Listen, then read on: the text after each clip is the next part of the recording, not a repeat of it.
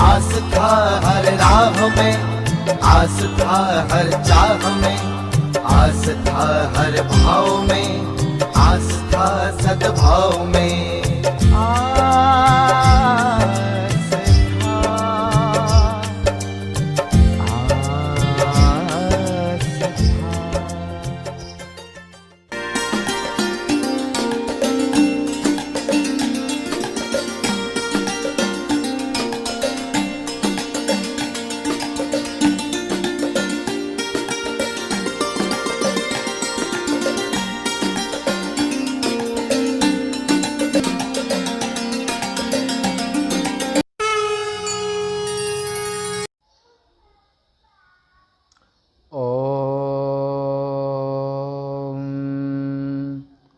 नारायणं नमस्कृत्य नरं चैव नरोत्तमं देवीं सरस्वतीं व्यासं ततो जयमुदीरयेत्।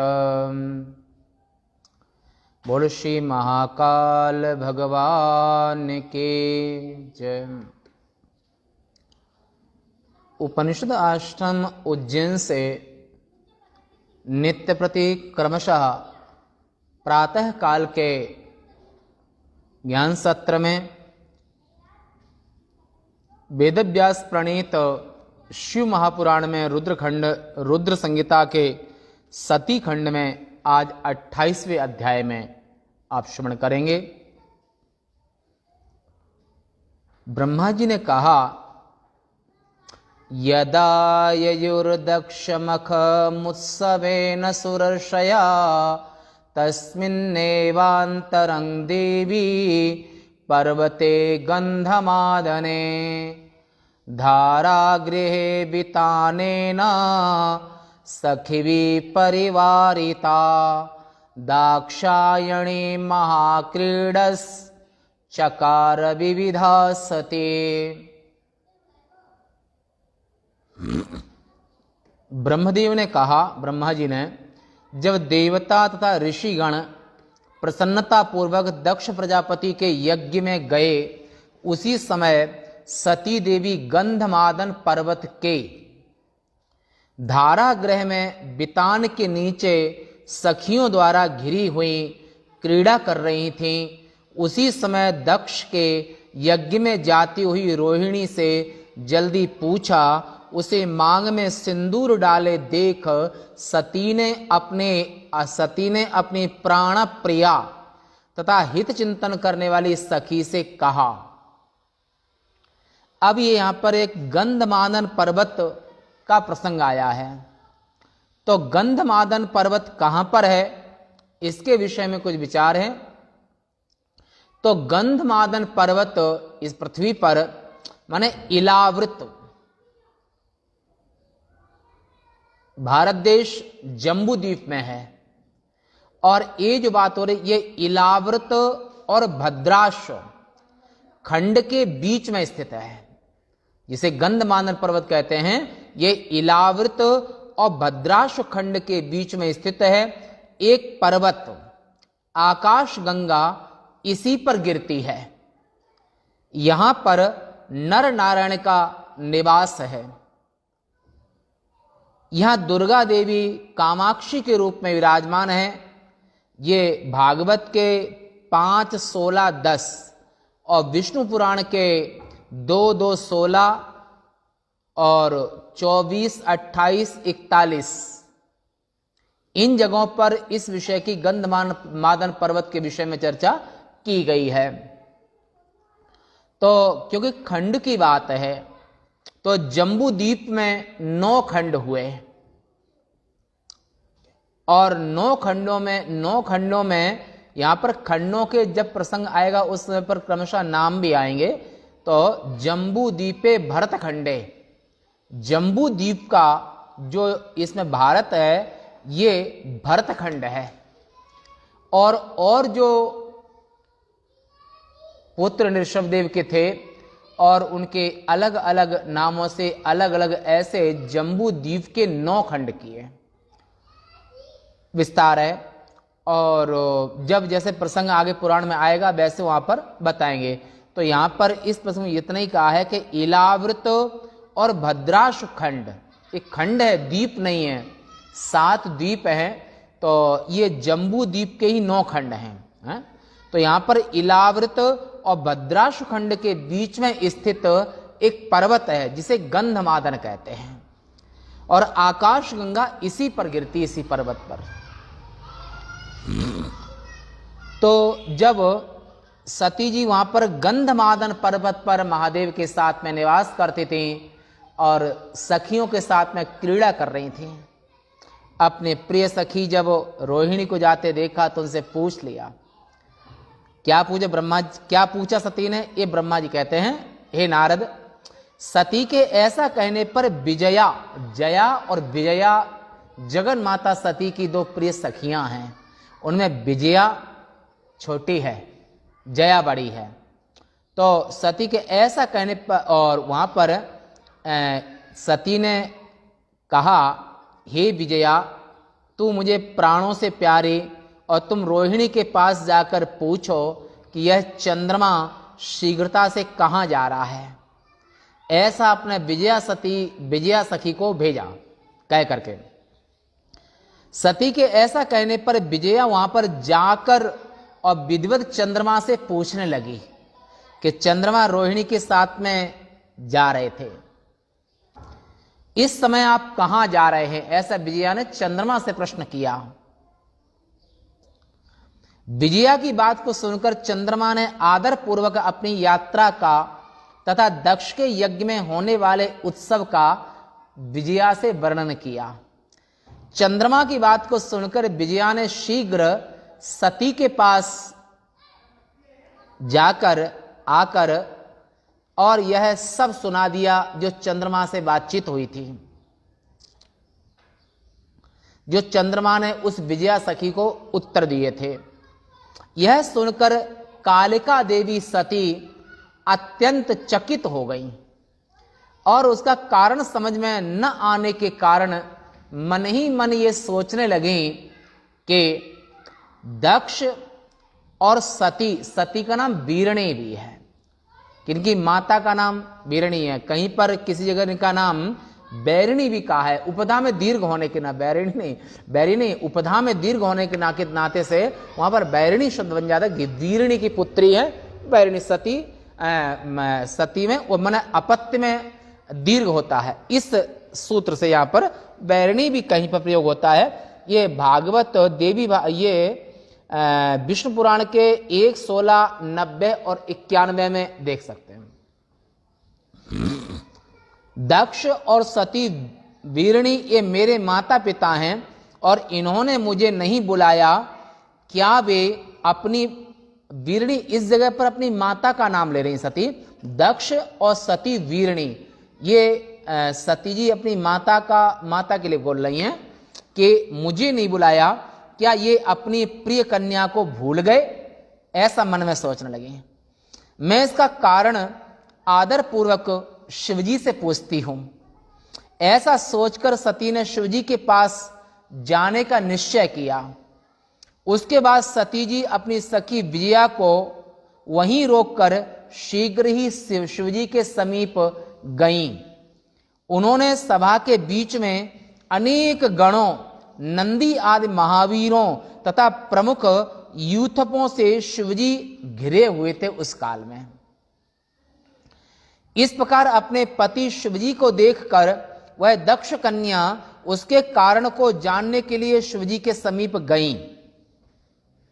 शिवजी ने प्रेम पूर्वक अपनी पत्नी को गोद में बैठाया और बड़े आदर के साथ उसे अपनी बातों से प्रसन्न किया। उसके बाद महालीला करने वाले, गोद में बिठाने का अर्थ है बामांगी, जगन्माता जगदीश्वर की बामांगी हैं और धर्म पत्नी का स्थान बाएं अंक में होता है और पुत्र का स्थान दाएं अंक में होता है।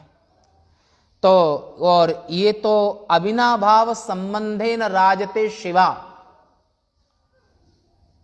जो अविनाभाव संबंध से शिव और शिवा हमेशा ही अविनाभाव से निवास करते हैं, यानी कि स्त्री पुरुषात्मकं, माने कि रक्त शुक्ल प्रभा मिश्रम, स्त्री और पुरुष, स्त्री ब्रह्मा जी का परमेष्टि गुरु है ब्रह्मा जी, और ऐसे परमेष्टि गुरु ब्रह्मा जी का जो बायां अंग है, बायां चरण है, वो स्त्री बीज, स्त्री जाति, और दायां अंग है वो पुरुष जाति है।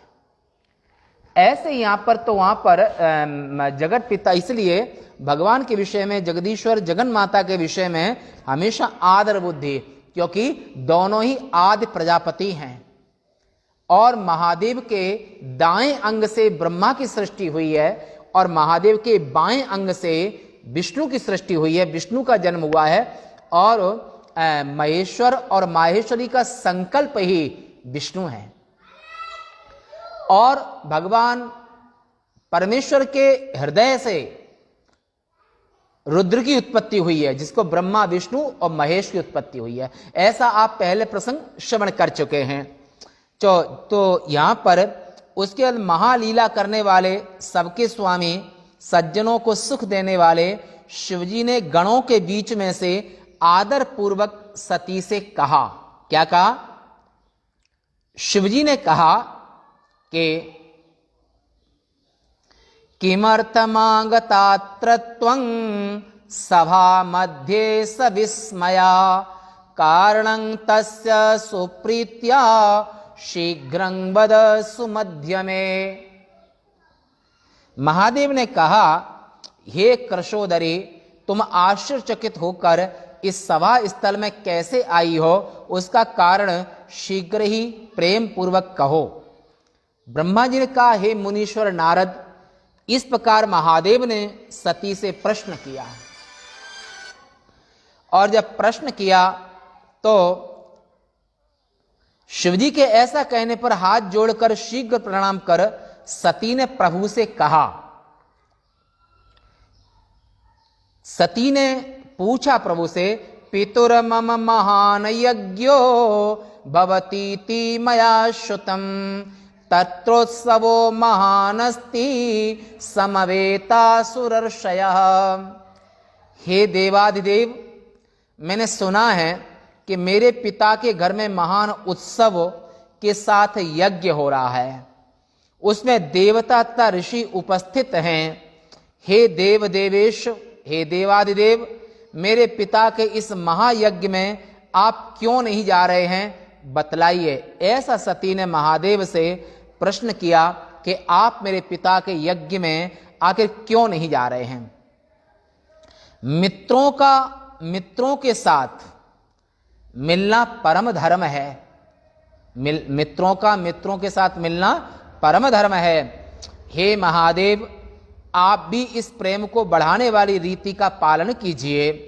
हे स्वामिन, आप प्रयत्न पूर्वक मेरी प्रार्थना को स्वीकार कर मेरे पिता के यज्ञ में आज मेरे साथ चलिए।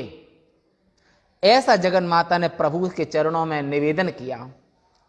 ब्रह्मा जी ने कहा, हे नारद, सती के उक्त वचनों को सुनकर महेश्वर देव दक्ष की वाणी रूपी बाणों से बिंधे हुए सत्य वचन कहने लगे। महादेव ने कहा, हे प्राण प्रिय,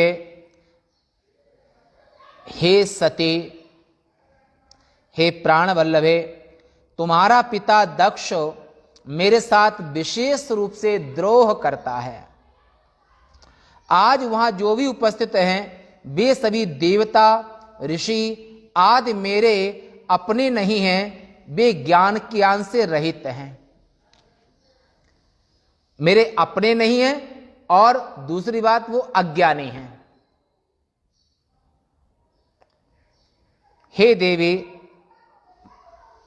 बिना बुलाए जो दूसरे के घर जाते हैं वे मृत्यु से अधिक कष्टदायक अपमान को पाते हैं। ये नीति कही प्रभु ने। अनाहुता च ये देवी गच्छन्ति परमंदिरम, अवमानं प्राप्नुवन्ति मरणादधिकं तथा। बिना बुलाए यदि इंद्र भी दूसरे के घर में जाता है तो वह भी अपमानित होता है, औरों की तो बात ही क्या है। अतः ऐसी यात्रा नहीं करना चाहिए। तुम मुझे जाने के लिए बोल रही हो, सती तुमको भी नहीं जाना चाहिए।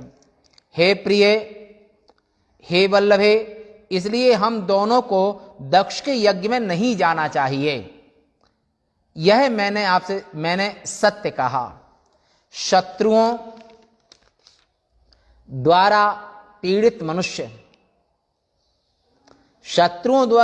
मनुष्य उतना दुखी नहीं होता है जितना कि अपने वाक्यों के प्रहार से माना गया है। अपनों का जो कटुवाणी अपनों से कटुवाणी बोलते हैं, उसका प्रहार शत्रुओं से भी कई गुना ज्यादा गहरा घाव करता है। हे प्रिय, विद्या आदि 6 गुणों से युक्त सज्जनों का दुष्ट जन इसलिए अपमान करते हैं कि वे स्वयं उन गुणों से रहित होते हैं। ब्रह्मा जी ने कहा, महात्मा शिवजी के ऐसा कहने पर सती ने क्रुद्ध होकर बोलने वालों में कुशल शिवजी से कहा। सती ने कहा, हे प्राणनाथ, हे अखिलेश्वर, आपके जाने से उनका यज्ञ सफल हो जाता, किंतु दुष्ट बुद्धि मेरे पिता ने आज आपको बुलाया ही नहीं। हे शिवजी, मैं उस दुरात्मा के तथा वहां गए हुए दुष्टों के भावों को जानने की इच्छा करती हूं। हे महेश्वर,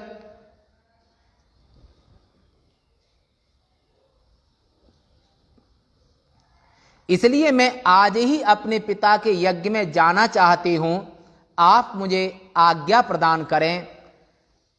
ऐसा सती ने आग्रह पूर्वक शिवजी से जबरदस्ती आज्ञा माननी चाहिए। शिवजी ने बहुत समझाया कि यद्यपि मातु पितु और गुरु गेहा, बिन बोले जाइए नहीं कछ संदेहा। माता पिता गुरु के घर निमंत्रण आए या न आए, बुलाएं न बुलाएं, बिना बुलाए भी चले जाओ तो कोई संदेह नहीं है, वहां पर आदर ही, वहां पर अपनापन होता है।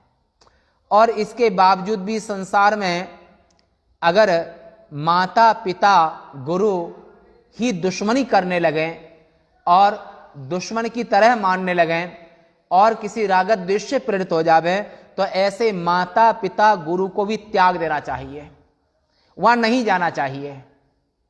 तदपि बैर जह माने कोई, तहां गए कल्याण न होई। हे सती, ऐसी जगह पर फिर भी अगर माता पिता गुरु अति क्लोज, अति महान आत्मिक संबंध है, यदि वो भी किसी कारणवश द्वेष मानते हैं तो उनको तत्काल त्याग देना चाहिए और उनके यहां पर नहीं जाना चाहिए। यही नीति है शास्त्र की, यही नीति है शिष्ट पुरुषों की।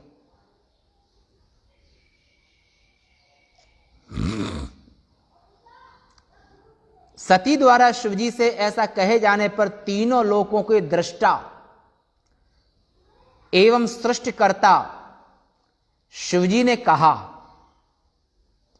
हे देवी, यदि तुम्हारी ऐसी ही इच्छा है तो वहां जाना आवश्यक है, तो तुम शीघ्र ही मेरी आज्ञा से अपने पिता के यज्ञ में जाओ। क्योंकि सती जी जबरदस्ती आज्ञा ले रही थी कि मुझे जाना ही है। और हमरे कहन संशय जाई, विधि विपरीत भलाई नाही। महादेव ने सोचा अगर हमारे कहने पर भी सती मानने को तैयार नहीं है तो आज्ञा देना ही उचित है। तो महादेव ने सती को आज्ञा दे दी।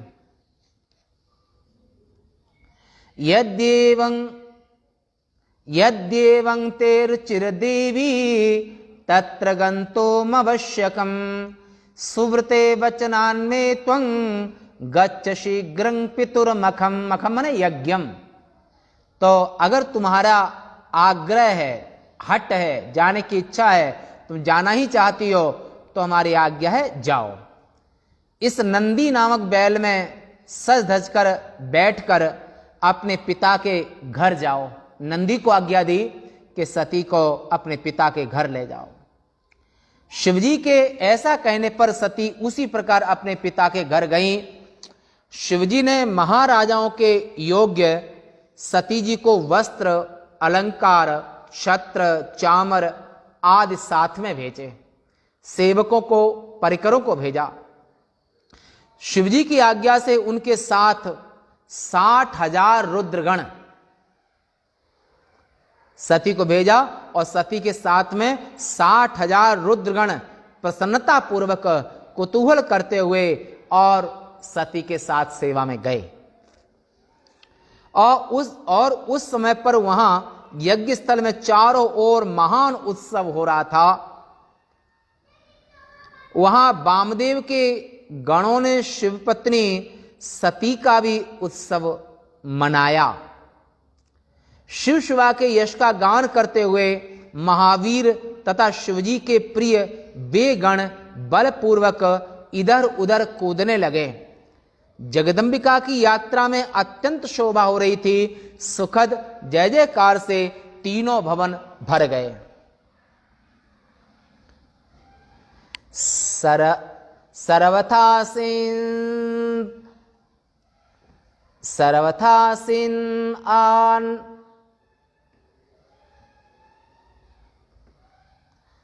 सर्वथासीन महाशोभा गगने जगदंबिके सुखारावः संबभूव पूरितं भुवनत्रयम्। रुद्र संहिता में सती खंड के सती यात्रा वर्ण नामक ये 28वां अध्याय पूर्ण होता है। 28वां अध्याय आप सुने। आज यहीं तक, शेष वार्ता कल। पूर्णमदः पूर्णमिदं पूर्णात् पूर्णमुदच्यते पूर्णस्य पूर्णमादाय पूर्णमेवावशिष्यते। ओम शांतिः शांतिः शांतिः। श्री शंकर भगवान की जय। श्री महाकाल महाराज की जय। नमः पार्वती पतये। हर हर महादेव।